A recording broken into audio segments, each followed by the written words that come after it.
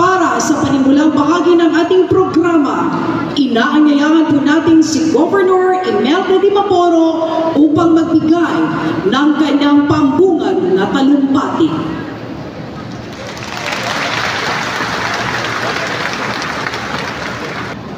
Ang ating mahal na Pangulo, maraming salamat po at kami binalikan ninyo.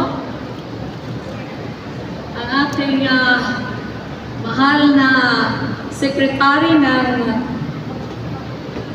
Department of Agrarian Reform, Secretary Conrado Estrella,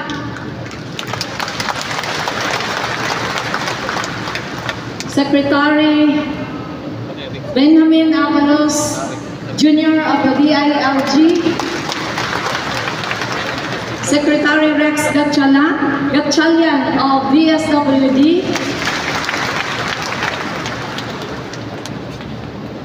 ang ating Special Assistant to the President, Sub Anton Lagdameo,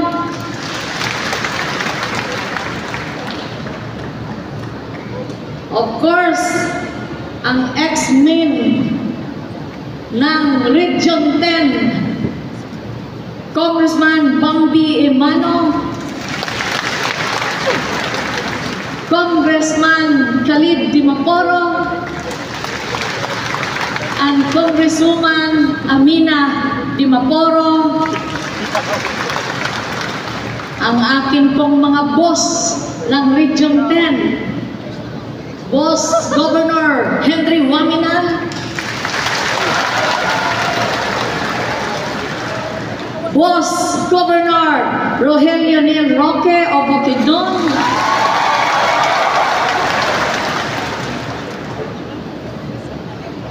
ang aking mahal na Presidente, the Romeo of my life, the former Governor, the former Congressman Abdullah Dimaporo,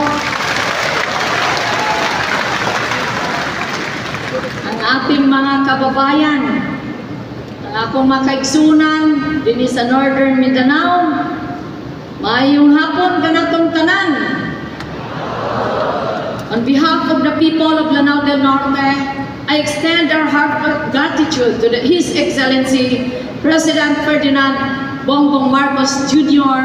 for his unwavering commitment for supporting our agricultural communities. To all the officials, agrarian reform beneficiaries, farmers, and fisher folks from our neighboring provinces, welcome to our beloved province, Lanao del Norte. As we just concluded our week-long celebration of the 65th Araw ng Lanao del Norte yesterday, this occasion holds even greater significance. The distribution of Certificates of Land Ownership Award, or CLOA, by no less than His Excellency President Marcos to deserving beneficiaries is a monumental step towards empowering our farmers and securing their access to the land they cultivate. This distribution is a symbol of justice and empowerment of our fellow citizens who have long awaited formal recognition of their rights to the lands they have worked for generations.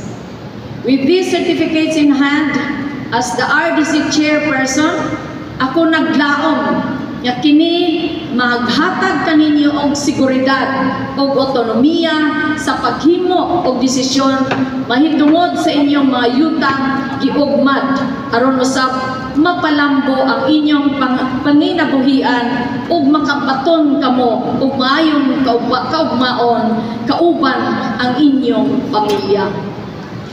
As you may all know, agriculture is the backbone of our society, and I firmly believe that gold lies in agriculture. Kaya ang suporta ng ating mahal na Presidente Marcos is very crucial and timely kasi magbibigay ito ng karagdagang tulong sa ating mga farmers and fisher folks upang mapatagumpayan ang mga hamon dala ng climate change, especially ng El Nino. Kami po rito sa probinsya ng Lanao del Norte ay medyo sinuswerte at nagpapasalamat dahil iilan lang sa atin ang naapektuhan ng El Nino kumpara sa ibang probinsya. Ang tulong na ipagkakaloob ngayon ay patunay ng dedikasyon ng ating pamamahalaan sa pag-angat ng buhay ng ating manggagawang pang-agrikultura na walang sawang nagpupursiging kumayod para maghanap buhay at makapag-produce ng ani na kinakailangan ng ating ekonomiya. Dahil na rin sa hangarin, ito ako ay lubos ding nagpapasalamat sa lahat ng mga katuwang namin ng ahensya ng pamahalaan. Gaya na lang ng Department of Agriculture, the Department of Agrarian Reform, at lalong-lalo na po sa Department of Social Welfare and Development para sa ayuda Kapos ang Kita Program or AKAP na kasalukuyang ginagawa ngayon sa MCC Grandstand. Kining tabang pinansyal sa kadakong kapaagihan aron matabangan ang atong mga kaigsunan nga makapalit sila sa ilang mga pang-adlaw-adlaw nga panginahanglanon. I also wish to express my deepest gratitude to President Marcos for allocating additional funds for the access road for our Panguil Bay Bridge. Yesterday marked a significant milestone as we completed the final concrete pouring ceremony, symbolizing the bridge full connection from Tubod to Tanggol. No less than Secretary Manuel Bonoan of the DPWH graced this occasion. Moreover, I am very much thankful to President Marcos' support for the realization of the Hall of Justice in our province, which is said to be the first two-story hall of justice with a new modern design. Lastly, we thank the President's provision for other infrastructure projects in the region aimed at uplifting our economy and improving the lives of our people. Sa makausapa, nais ko pong iparating ang aking taos-pusong pasasalamat kay Presidente Marcos sa kanyang walang batid na suporta para sa ating sektor ng agrikultura. Padayon kitang magtambayayon o mag-uban alang sa kalambuan natong tanan.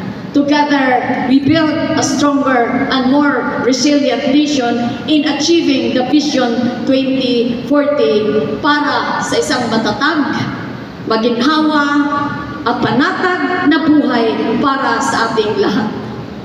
Ako nang hinaot nga kining adlaw mahimong usa ka selebrasyon sa padayon na paglaom, pag-uswag o panaghiusa kanatong tanan. Dili lamang sa Lanao del Norte, kundi sa tibuok Northern Mindanao ug para sa atong kinatubuk-ang nasod.